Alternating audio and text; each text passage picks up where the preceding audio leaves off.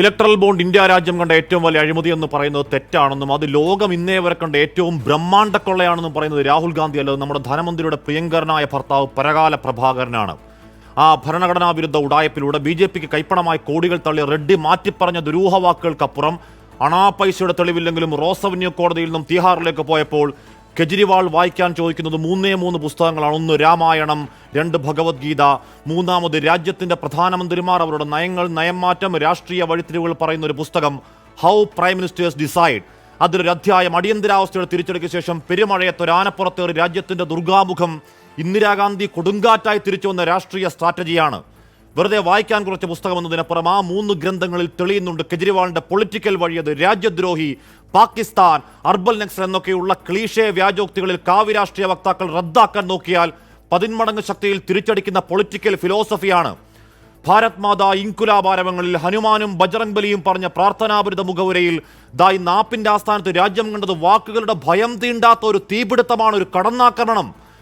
താനേ ഷാഹി നഹി ചലേഗ എന്ന മുദ്രാവാക്യത്തിൽ നരേന്ദ്രമോദി നിങ്ങളൊരു ലക്ഷണമൊത്ത ഏകാധിപതിയാണെന്ന് സ്ഥാപിച്ചുറപ്പിക്കാൻ 10 വർഷത്തെ പ്രതിപക്ഷക്കുരുതി മാത്രമല്ല, സ്വന്തം ക്യാമ്പിൽ സാക്ഷാൽ LK അദ്വാനി, മുരളി മനോഹർ ജോഷിയും സുമിത്രയും ചൗഹാനും ഖട്ടറുമടക്കം കുരുടാനിട്ട് കൂമ്പടച്ചു കളഞ്ഞ രാഷ്ട്രീയ ജീവിതങ്ങളെ എണ്ണി പറയലാണ്. ഏകാധിപതിയിൽ നിന്ന് രാഷ്ട്രത്തെ രക്ഷിക്കാൻ 140 കോടി രാജ്യമേ കരുത്താകണേ എന്ന ആഹ്വാനത്തിൽ അതിനുവേണ്ടി ചോര ചിന്താൻ രക്തസാക്ഷിയാവാൻ ആ മഹാരാജ്യത്തിന്റെ ബലിത്തറയിൽ ജീവൻ സമർപ്പിക്കാമെന്ന വാക്കാർജവത്തിൽ സംഘവിരുദ്ധ രാഷ്ട്രീയപക്ഷം കാണുന്ന ഒരു ജനാധിപത്യ പോരാളിയുടെ ഉയിർപ്പാണല്ലാതെ ഫോട്ടോഷൂട്ട് ഉടായ്പല്ല. അഴിമതികളിൽ ആർത്തിയോട് ആണ്ടുപൂണ്ട് ചീടിയെത്തുമ്പോൾ മറുകണ്ഠം ചാടി വിശുദ്ധരാകുന്ന നെറികെട്ട ഒരു രാഷ്ട്രീയ മാതൃകാ കാലത്ത് ഒരു നോട്ടം കൊണ്ടുപോലും അടിയറവില്ലാത്ത ധൈര്യമെങ്കിൽ ഒരു ജാവദേക്കറും ഇന്നേ വരെ ചായ കുടിക്കാൻ അരവിന്ദന്റെ വീട്ടുപടിക്കൽ പോകുന്നില്ലെങ്കിൽ ഓർത്തുവെച്ചോ, ഇരുമ്പടിയിൽ നിന്ന് രാഷ്ട്രീയ ലോഞ്ചിങ് റൈസന ഹിൽസിലേക്കാണ്, അധികാരക്കുന്നിലേക്കാണ്. ഈ പ്രതിപക്ഷം പറയും മട്ടിൽ ആ തീഹാർ ഇരുമ്പടികൾ അതൊരു രാഷ്ട്രീയ വേട്ട മാത്രമായിരുന്നെങ്കിൽ അധമ നീക്കത്തിന്റെ ദുഷ്ടശില്പികൾ പേടിയോടെ ചങ്കിടിക്കണം. വരുന്നുണ്ടൊരു തിരിച്ചടി. ആ തിക്താനുഭവങ്ങൾ പുറത്തു മാപ്പാക്കാൻ അയാൾ ഒരു സമാധാന ഗാന്ധിയല്ല, അഗ്രസീവ് രാഷ്ട്രീയത്തിന്റെ ചാണക്യനാണ്, ദ ഗ്രേറ്റ് ഇന്ത്യൻ പൊളിറ്റിക്കൽ മാക്യവല്ലി. പ്രിയ പ്രേക്ഷകർക്ക് എൻകൗണ്ടറിലേക്ക് സ്വാഗതം.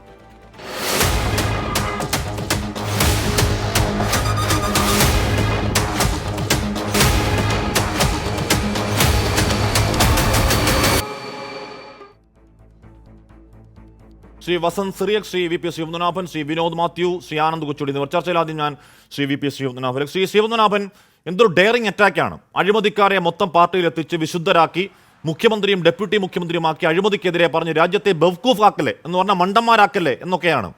50 നാളത്തെ ജയിൽവാസം ഒരാളെ അത്ര കണ്ട് കരുത്തനാക്കുമോ ശ്രീ പത്മനാഭൻ? അറിയില്ല. ഞാൻ കളവ് കേസിലോ മോഷണ കേസിലോ അഴിമതി കേസിലോ ജയിലിൽ പോയിട്ടില്ല. ഞാൻ ക്രിമിനൽ അഭിഭാഷകനാണ്, ക്രിമിനൽ അല്ല. എനിക്കറിഞ്ഞൂടാ ജയിലിൽ പോയാൽ കരുത്ത് കിട്ടുമെന്ന്. കഷ്ടം.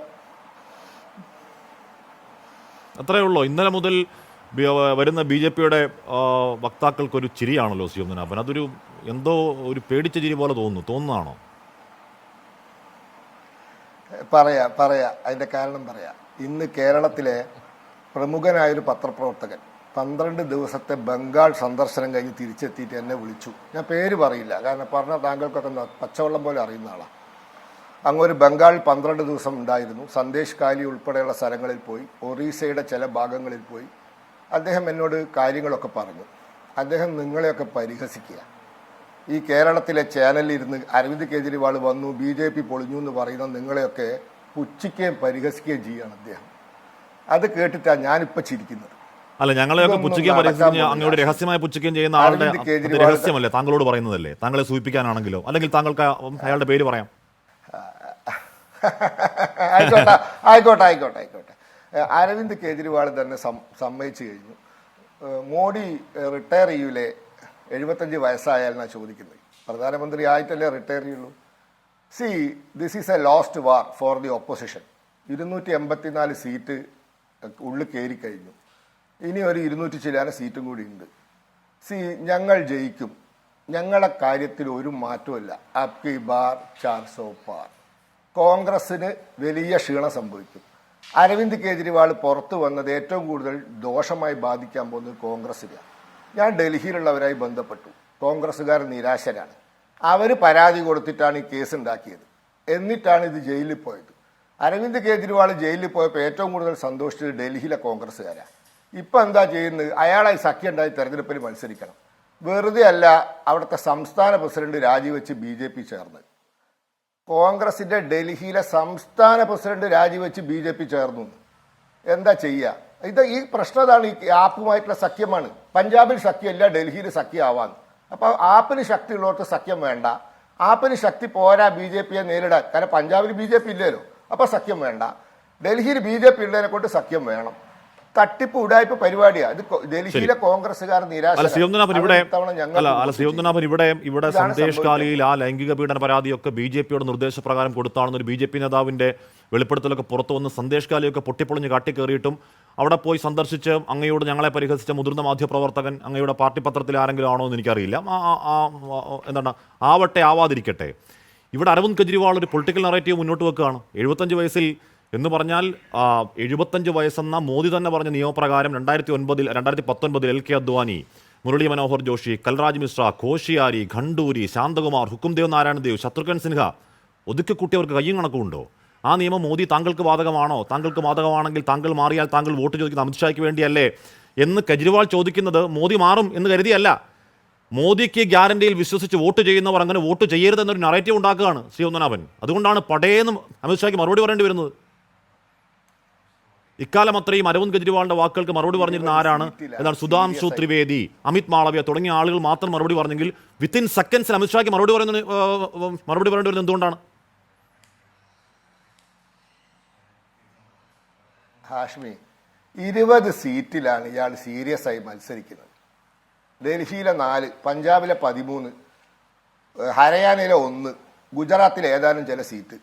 ഈ 20 സീറ്റിൽ സീരിയസ് ആയി മത്സരിക്കുന്ന ഈ മാർക്സിസ്റ്റ് പാർട്ടിനെയും ഈ കേജ്രിവാളിനെയൊക്കെ ഞങ്ങൾ സീരിയസ് ആയിട്ട് എടുക്കണം. ഞങ്ങൾ ഇപ്പോഴും കോൺഗ്രസിനെയും സമാജ്വാദി പാർട്ടിനെയും തൃണമൂൽ കോൺഗ്രസിനെയും ഒക്കെ സീരിയസ് ആയിട്ട് എടുക്കുന്നുള്ളൂ. I am very sorry to say. Congress ആണ് ഞങ്ങൾ എതിരാളി, പിന്നെ സമാജ്വാദി പാർട്ടി, പിന്നെ തൃണമൂൽ കോൺഗ്രസ്. ഈ 20 സീറ്റിൽ സീരിയസ് ആയി മത്സരിക്കുന്ന CPMനെയും ആപ്പിനെയും ഒക്കെ ഞങ്ങൾ എന്തിനാ സീരിയസ് ആയിട്ട് എടുക്കുന്നത്? വേറെ പണിയൊന്നുമില്ല. എന്റെ വായന്ന് പുച്ഛം കലർന്ന കുഴപ്പമില്ല, അങ്ങ് പുച്ഛം കലർന്ന മറുപടി പറഞ്ഞോളൂ. അത് ഓരോരുത്തർ അവകാശമല്ലേ ശ്രീ. ഞാൻ അങ്ങനെയൊക്കെ എത്താം. ഇന്നിപ്പോൾ അരവിന്ദ് കെജ്രിവാൾ പുച്ഛം കലർന്ന മറുപടിയെ ആപ്പിനെ സംബന്ധിച്ച ഏത് ചോദ്യത്തിനും വരുള്ളൂ. സാർ, ഈ പുച്ഛം എന്ന് പറയുന്നത് പേടിക്കിടുന്ന ഒരു കവചം കൂടിയാണെന്ന് പറയുന്നവരുണ്ട് കേട്ടോ. പോട്ടെ, ഞാൻ അങ്ങയിലേക്ക് എത്താം. ഇന്നിപ്പോൾ അരവിന്ദ് കെജ്രിവാൾ താനാഷാഹി ഏകാധിപത്യം നിലനിർത്താൻ സ്വന്തം പാർട്ടിയിലെ തന്നെ ആൾക്കാരെ ഒതുക്കുന്നു എന്ന് പറയുന്ന വാക്കുകൾ ഒന്ന് കേൾക്കാവോ? ഒന്ന് കേൾപ്പിക്കാവോ? ये लोग इंडिया गठबंधन से पूछते हैं आपका प्रधानमंत्री कौन होगा। मैं बीजेपी से पूछता हूं आपका प्रधानमंत्री कौन होगा।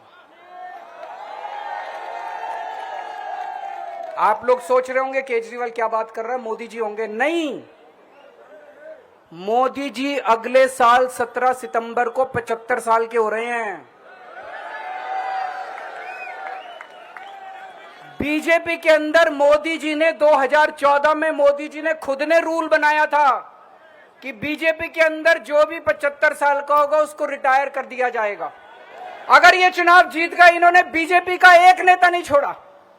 आडवाणी जी की राजनीति खत्म कर दी इन्होंने, मुरली मनोहर जोशी की राजनीति खत्म कर दी, सुमित्रा महाजन की, शिवराज सिंह चौहान जिसने मध्य प्रदेश का चुनाव जीत के दिया इन लोगों ने, शिवराज सिंह चौहान ने उसको मुख्यमंत्री नहीं बनाया, उसकी राजनीति खत्म कर दी।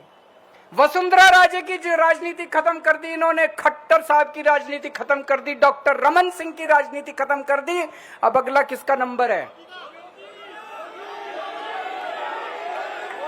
യോഗി ആദിത്യനാഥ്. ശ്രീ ആനന്ദ് കൊച്ചൂടി, ഞാൻ വസന്തയിലേക്കും വിനോദിലേക്കും എത്താം. അതിനു ഒരു നിരീക്ഷണത്തിലേക്ക് ശ്രീ ആനന്ദ് കൊച്ചൂടി, ഇവിടെ ഈ ബാക്കി പറയുന്ന രാഷ്ട്രീയമൊക്കെ പറയുമ്പോഴും മോദിയെ നേർക്കുനേർ അറ്റാക്ക് ചെയ്യുമ്പോഴും ഈ BJPക്കുള്ളിലെ ഈ പറയുന്ന പ്രശ്നത്തെപ്പറ്റി ഇതുവരെ ആരും അങ്ങനെ പറഞ്ഞു കേട്ടില്ല.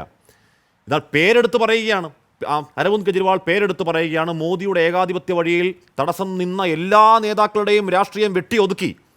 അടുത്ത നമ്പർ ആരാണ് എന്ന് ചോദിക്കുമ്പോൾ എല്ലാവരും കൂടി പറഞ്ഞു യോഗി. അവിടെ ആ മോദി യോഗി റിഫ്റ്റ് അല്ലെങ്കിലേ പ്രശ്നമാണെന്ന് കേൾക്കുന്നു.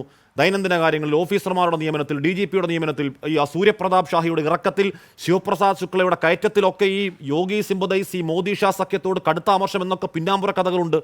അവിടെ ആ ബോംബ് കൊണ്ടിടുന്നത് ബോധപൂർവമാണെന്ന് കരുതണോ ആനന്ദ് കൊച്ചുകൂടി? തീർച്ചയായും ഹാഷ്മി, അവിടെ BJP-യിൽ ഇപ്പോൾ വലിയ രീതിയിലുള്ള ഒരു സംഘർഷം ഇങ്ങനെ നടക്കുന്നുണ്ട്.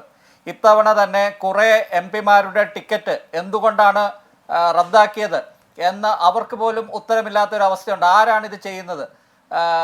ഇപ്പോൾ അമിത്ഷാ എങ്ങനെയാണ് കുറേ പേരെ നിയന്ത്രിക്കുന്നത്? അല്ലെങ്കിൽ കുറേ പേരുടെ ടിക്കറ്റ് എന്തുകൊണ്ടാണ് റദ്ദാക്കുന്നത്? ഇതിൽ അവർക്ക് ഒരു പ്രത്യേകിച്ചൊരു സേ ഉണ്ടാകുന്നില്ല. പ്രത്യേകിച്ചും ഇങ്ങനെ ടിക്കറ്റ് റദ്ദാക്കുന്നത് പലരും വളരെ ജനപ്രിയരായ ആൾക്കാരാണ്. രാജസ്ഥാനിലെ രാഹുൽ കസ്വാനെ പോലെയുള്ള ചിലരൊക്കെ മൂന്ന് ജനറേഷനായിട്ട് രാഷ്ട്രീയത്തിലുള്ള ആൾക്കാരാണ്. അവർ ചിലരൊക്കെ കോൺഗ്രസിൽ പോയി ചേർന്നു, ചിലർ മിണ്ടാതിരിക്കുന്നു, BJP-യിൽ തന്നെ തുടരുന്നു അമർഷത്തോടെ. ഉത്തർപ്രദേശിലാണെങ്കിൽ ഒരു ചീഫ് സെക്രട്ടറിയെ പോലും നിയമിക്കാൻ പറ്റാത്ത അവസ്ഥയിലാണ് ഉത്തർപ്രദേശിലെ യോഗി ആദിത്യനാഥ് സർക്കാർ. കാരണം അങ്ങനെ ഒരു ചീഫ് സെക്രട്ടറിയെ നിശ്ചയിച്ചാൽ അത് കേന്ദ്ര കേഡറിൽ നിന്ന് വരും. അവരെന്നിട്ട് അവർ റിപ്പോർട്ട് ചെയ്യുന്നത് അമിത്ഷായ്ക്കായിരിക്കും. അപ്പോൾ എന്താണ് അവർ ചെയ്യുന്നത്? താൽക്കാലികമായിട്ട് ഒരു ചീഫ് സെക്രട്ടറിയെ നിയമിക്കും. അപ്പോൾ പിന്നെ സംസ്ഥാന കേഡറിൽ നിന്ന് തിരഞ്ഞെടുക്കാൻ പറ്റും. ഇങ്ങനെയൊക്കെ ഒത്തിരി കലാപരിപാടികൾ ഉത്തർപ്രദേശിൽ നടക്കുന്നുണ്ട്. എനിക്കറിയില്ല ശ്രീ പത്മനാഭൻ പറഞ്ഞ മാധ്യമപ്രവർത്തകൻ ആരാണെന്ന്. ജനം TV-യിൽ അനിൽ നമ്പ്യാരെ പോലെയോ അങ്ങനെ വല്ല ആരെങ്കിലും ആയിരിക്കുമോ എന്ന് എനിക്കറിയില്ല. എന്തായാലും സന്ദേശ് ഖാലിയിലെ ബോംബ് ചീറ്റിപ്പോയതുപോലെ ഉത്തർപ്രദേശിൽ നടക്കുന്ന പല കാര്യങ്ങളും കേരളത്തിൽ പോലും ആരും റിപ്പോർട്ട് ചെയ്യുന്നില്ല. ഇത് ദേശീയ മാധ്യമങ്ങളിൽ അല്ലെങ്കിൽ ഗോദി മീഡിയയിൽ പോലും പലരും റിപ്പോർട്ട് ചെയ്യാത്ത കാര്യങ്ങളാണ്.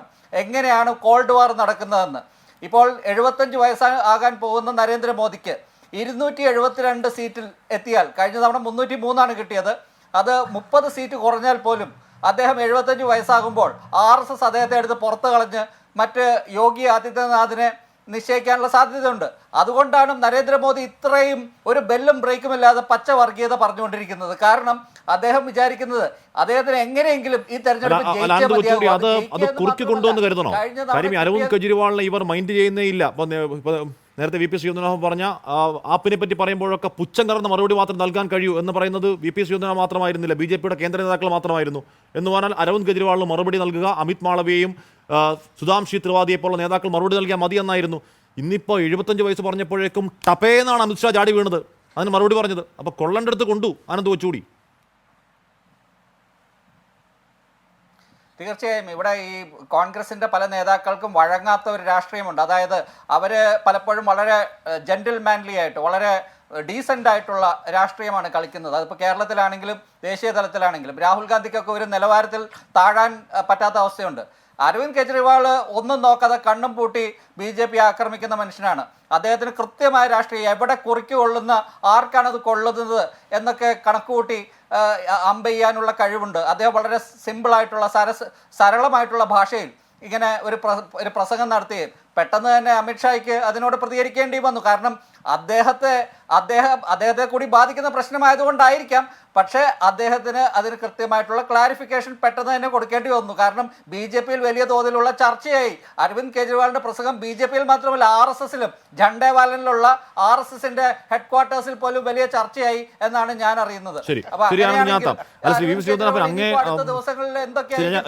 സന്ദേശ് ഖാലിയിൽ പോയി അങ്ങയോട് ഞങ്ങളെ പുച്ഛിച്ച മാധ്യമപ്രവർത്തനേക്കാൾ പ്രവർത്തന പരിചയമുള്ള ആളാണ് ആനന്ദ് കൊച്ചുകൂടി. അവിടെയൊക്കെ വലിയ പിടിപാടുള്ള ആളാണ്. പോട്ടെ, അതുകൊണ്ട് അങ്ങ് പരിഹസിക്കണം. ഞാൻ അങ്ങനെയൊക്കെ എത്താം. ശ്രീ വസന്ത് സരിയക്ക് ശ്രീ വസന്ത് സരിയക്ക് ഇവിടെ അരവിന്ദ് കെജ്രിവാൾ ഇന്നിറങ്ങി എന്താണ് ഭാരത് മാതാ കി ജയ്, വന്ദേ മാതരം, ഇൻകുലാബ് സിന്ദാബാദ് പറഞ്ഞ് ബജറംഗ് ബലിയുടെയും ഹനുമാൻ സ്വാമിയുടെയും അനുഗ്രഹം നമ്മൾക്കും മുൻപിൽ ഉണ്ടാകുമെന്ന് സാത്വികതയിൽ തുടങ്ങിയ ഒരു അറ്റാക്കാണ്.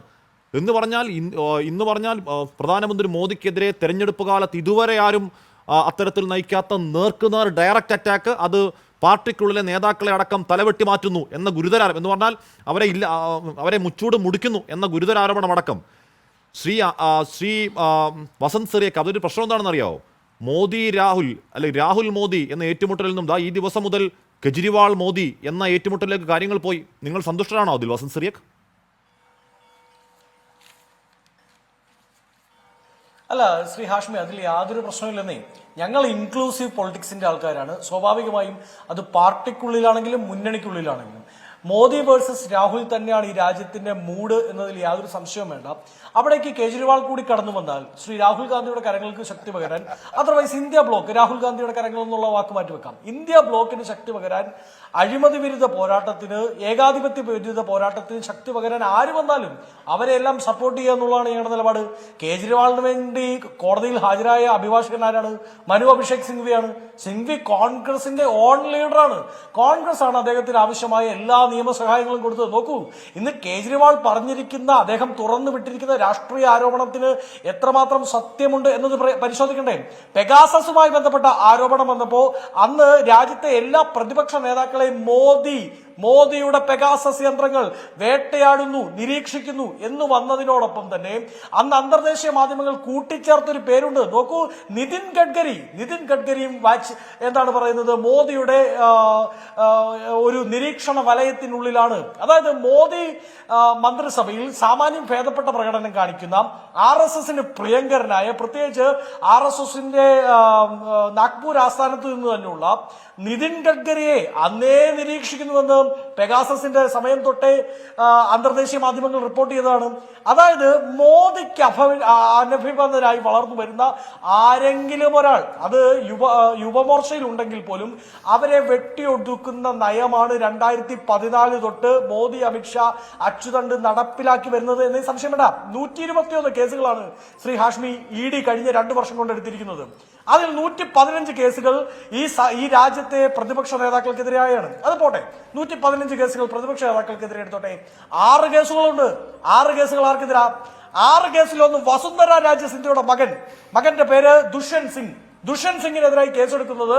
രാജസ്ഥാനിൽ ഇവർ അധികാരത്തിലേക്ക് എത്തുമ്പോൾ വസുന്ധര രാജ സിന്ധ്യ പറയുന്നു, ഞാനവിടെ മുഖ്യമന്ത്രിയായിരുന്ന ആളാണ്, ഈ തെരഞ്ഞെടുപ്പിനെ നയിച്ചത് ഞാനാണ്, എനിക്ക് സ്വാഭാവികമായും ഇവിടുത്തെ വോട്ട് ബാങ്കിൽ ഒരു വലിയ സ്വാധീനമുണ്ട്, ആ മുഖ്യമന്ത്രി പദം വീണ്ടും എനിക്ക് കിട്ടണം എന്ന് പറയുന്നു. അപ്പൊ BJPയുടെ സെൻട്രൽ കമ്മിറ്റി എന്ന് പറയുന്നത് അമിത്ഷായും മോദിയും മാത്രമാണ്. അവർ തീരുമാനിക്കുന്നു, പറ്റില്ല, വസുന്ധര മാറി നിൽക്കട്ടെ, പുതിയൊരാൾ വരട്ടെ, വസുന്ധരയ്ക്ക് ഈ തവണ കൂടി മുഖ്യമന്ത്രി പദം കൊടുത്താൽ മോദിക്ക് ശേഷം മറ്റൊരാൾ ആര് എന്ന ചോദ്യത്തിലേക്ക് വസുന്ധര വളർന്നു കയറി വരും. അപ്പൊ വസുന്ധര ആ പാർട്ടിക്കുള്ളിൽ വലിയ കലാപക്കൊടി ഉയർത്തുന്നു. അന്നത്തെ രാജസ്ഥാൻ മാധ്യമങ്ങളൊക്കെ അത് റിപ്പോർട്ട് ചെയ്യുന്നുണ്ട്. അങ്ങനെയുള്ള കലാപക്കൊടി എടുക്കുന്ന സമയത്ത്, അതേ സമയത്ത്, അതായത് മുഖ്യമന്ത്രി പദത്തിലേക്ക് വസുന്ധര വരണോ വേണ്ടയോ എന്ന തീ പിടിച്ച ചർച്ച ഡൽഹി ആസ്ഥാനത്ത് നടക്കുന്ന അതേ സമയത്ത് ED ദുഷ്യന്ത് സിംഗിനെതിരെ കേസെടുക്കുന്നു. ദുഷ്യന്ത് സിംഗിനെതിരായ കേസ് അതിന്റെ പീക്കിലേക്ക് എത്തുന്നു. വസുന്ധര മുഖ്യമന്ത്രി സ്ഥാനം എന്ന ക്ലെയിം ഒഴിവാക്കുന്നു, അവർ പിന്മാറുന്നു, അവർ ബാക്ക് സീറ്റിലേക്ക് അവർ ഇറങ്ങിയിരിക്കുന്നു. ദുഷ്യന്ത് സിംഗിനെതിരായ കേസ് ED കെട്ടിപ്പൂട്ടി പാളെ ഇനി പ്രതിപക്ഷ നേതാക്കൾക്കെതിരെ 2014 ആന്റി UPA ഒരു അഴിമതി സർക്കാരാണ് ഇത് പറഞ്ഞുകൊണ്ടാണല്ലോ ഇവർ അധികാരത്തിൽ വന്നത്. അന്ന് ഇവർ പറഞ്ഞിരുന്ന അഴിമതിക്കാർ ആരൊക്കെയായിരുന്നു? ഒന്ന്, ഹിമന്ത് വിശ്വ ശർമ്മ. അതായത് രാജ്യം കണ്ട ഏറ്റവും വലിയ തട്ടിപ്പാണ് ശാരദാ കുംഭകോണം എന്ന് പ്രസംഗിച്ച നരേന്ദ്രമോദിയാണ്. ഹിമന്ത് വിശ്വ ശർമ്മ ഇന്ന് എവിടെയാണ്? അജിത് പവാറിന്റെ പാർട്ടിയെ മഹാരാഷ്ട്രയിൽ പോയി വലിയ റാലി അഭിസംബോധന ചെയ്തുകൊണ്ട് Amit Shah NCP naturally corrupted party. അഴിമതിയുടെ മുങ്ങാങ്കുഴിയിൽ ആണ്ട് കിടക്കുന്നവർ പോലും BJPയിലേക്ക് പോയാൽ വിശുദ്ധരായ കേസുകൾ അന്തരീക്ഷത്തിൽ ആവിയാവുന്ന മാജിക്ക് എത്ര കാലമായി രാജ്യം കാണുന്നതാണ്. ഇപ്പൊ താങ്കൾ ഒരു പുതിയ കാര്യം എന്ന നിലയ്ക്ക് അവതരിപ്പിക്കേണ്ട. അല്ല, ഞാൻ പറഞ്ഞത് അതിനേക്കാൾ പ്രധാനപ്പെട്ടാണ്. 115 കേസുകൾ പോയി അവിടെ നിൽക്കട്ടെ. ബാക്കി 6 കേസുകൾ എടുത്തിരിക്കുന്നത് പാർട്ടിക്കുള്ളിൽ മോദിക്കെതിരായി ശബ്ദമുയർത്തിയവർ, മോദി, അമിത്ഷാ, അച്യുതണ്ടിനെതിരായി ഭീഷണിയായി വരുമെന്ന് തോന്നിയവർക്കെതിരെ കേസെടുത്ത് ഒതുക്കിയിട്ടുണ്ട്. എങ്ങനെയാണോ പ്രതിപക്ഷ നേതാക്കളെ വേട്ടയാടിയത്, അതേ രീതിയിൽ എങ്ങനെയാണോ പ്രതിപക്ഷത്ത് നിൽക്കുന്നവരെ സ്വന്തം പാർട്ടിയിലേക്ക് കൊണ്ടുവരാൻ വേണ്ടി കേന്ദ്ര ഏജൻസികളെ ഉപയോഗിച്ചത്, അതേ രീതിയിൽ സ്വന്തം പാർട്ടിക്കുള്ളിൽ വളർന്നു വരുന്നവന്റെ ഉച്ചിക്കടിക്കാൻ വേണ്ടി ചുറ്റികയായി തന്നെ കേന്ദ്ര ഏജൻസികളെ മോദിയോ അമിത്ഷായും ഉപയോഗിച്ചു. അതിന്ന് കേജ്രിവാൾ തുറന്നു പറയുന്നു. അത് തുറന്നു പറയുന്നത് വരും ദിവസങ്ങളിൽ വലിയ പൊട്ടിത്തെറി BJPക്കുള്ളിൽ ഉണ്ടാക്കുമെന്നാണ് ഞങ്ങൾ പ്രതീക്ഷിക്കുന്നത്. അവസാനഘട്ട തെരഞ്ഞെടുപ്പിലേക്ക് എത്തുമ്പോൾ അത് BJPക്കുള്ളിൽ തന്നെ പാളയത്തിലെ പടയായി മാറി അത് ഇന്ത്യ ബ്ലോക്കിന് വലിയ ശക്തി പകരും എന്നതിൽ ഞങ്ങൾക്ക് യാതൊരു സംശയവുമില്ല. ശരി, ഞാൻ അങ്ങനെ കേൾക്കാം. വിനോദ് മാത്യു, ഇവിടെ നോക്കൂ, ഇവിടെ ഈ തെരഞ്ഞെടുപ്പിന്റെ 1ാം ഘട്ടം മുതൽ നോക്കൂ, മോദി പറഞ്ഞ വാക്കുകൾ നോക്കൂ, അതിനോട് പ്രതിപക്ഷം സ്വീകരിച്ച സ്ട്രാറ്റജി നോക്കൂ.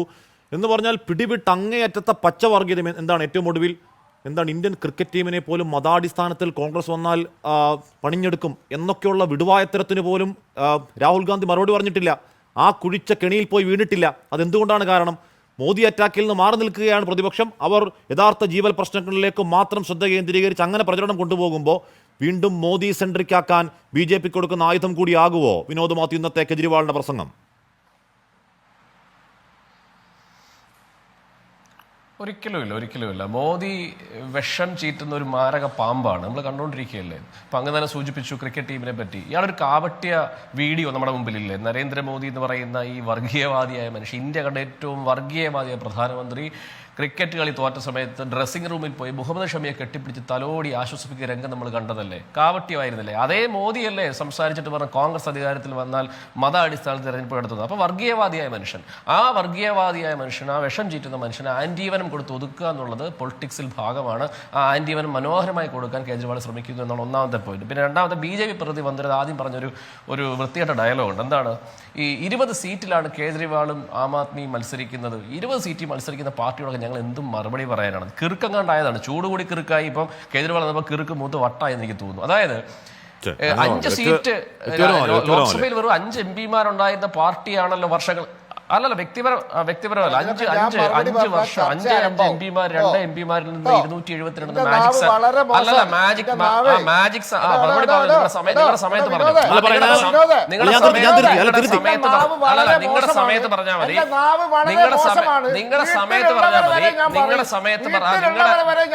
ആയിക്കോട്ടെ.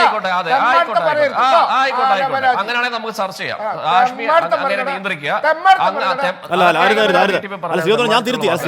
വ്യക്തികേന്ദ്രിതമാകരുത്. ഞാൻ തിരുത്തി. താങ്കളുടെ മറുപടിയിൽ താങ്കൾ പറഞ്ഞോളൂ. വിനോദ് മാത്യു പോയിന്റിലേക്ക്. 5 വെറും 2 MP-മാരുണ്ടായിരുന്ന ഞങ്ങൾ വളർന്ന് പന്തലിച്ച് 272 മാജിക് സംഖ്യയിലേക്ക് വളർന്നു എന്ന നാഴിക 40 വട്ടം പറയുന്നവരാണ് ഞങ്ങൾ. 12 വർഷമായി പിറന്നു വീണ ഒരു പാർട്ടിയാണ്. ലോക്സഭയിലും അല്ലെങ്കിൽ ഡൽഹി ഭരിക്കുന്നു, ഞങ്ങൾ 20 സീറ്റിൽ മത്സരിക്കും. അപ്പം ഞങ്ങൾ അഭിമാനത്തോട് പറയും. അപ്പം അതിനെ പുച്ഛിക്കൊന്നും വേണ്ട. പിന്നെ ഹാഷ്മി, ഇതിനകത്ത് മറ്റൊരു കാര്യം, പ്രധാനപ്പെട്ട ഒരു കാര്യം പറയാനുണ്ട്. ഇവർ കഴിഞ്ഞ ദിവസമായി കേജ്രിവാളിനെ പുച്ഛിക്കുന്നു, കൊള്ളക്കാരനെന്നും അഴിമതിക്കാരനെന്നും ഇവരുടെ സോഷ്യൽ മീഡിയ ഹാൻഡിൽ പറയും. ഇന്നലത്തെ അദ്ദേഹത്തിന്റെ ജാമ്യം കൊടുത്ത വിധിയുടെ 15ാമത്തെ പാരഗ്രാഫ് പക്ഷേ ഹാഷ്മി വായിച്ചിട്ടുണ്ടാവും. ഞാൻ അതൊന്ന് സൂചിപ്പിക്കും, ചർച്ചയിൽ പറയേണ്ടതായിട്ടുണ്ട്.